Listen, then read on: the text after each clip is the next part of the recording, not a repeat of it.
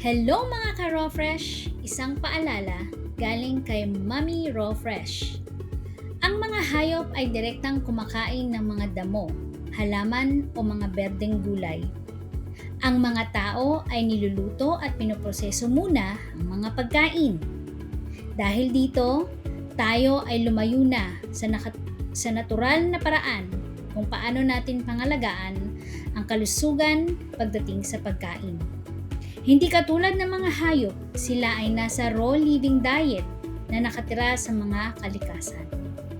Nagkataon nga lang ba na ang 8 million na mga species, ang mga tao lang na kung saan 70% nito ay namamatay sa may iwasang sakit sana tulad ng iba't ibang uri ng cancer, diabetes, atake sa puso, PCOS, sakit sa liver, at kidney at iba pa.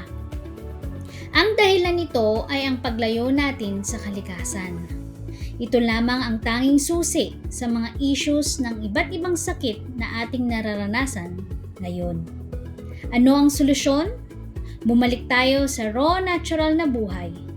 Ang pagkain ng gulay, sabi nga nila ng ating mga ninuno, ay nagpapahaba ng buhay. Muli nating ihanay at tulungan natin ang isa't isa na bumalik sa ating inang kalikasan upang manumbalik muli at ating mapagtagumpayan na bawiin ang ating magandang kalusugan. Kung tayo ay magkakaisa at magtutulungan, ang mundo ay magiging malusog at payapa.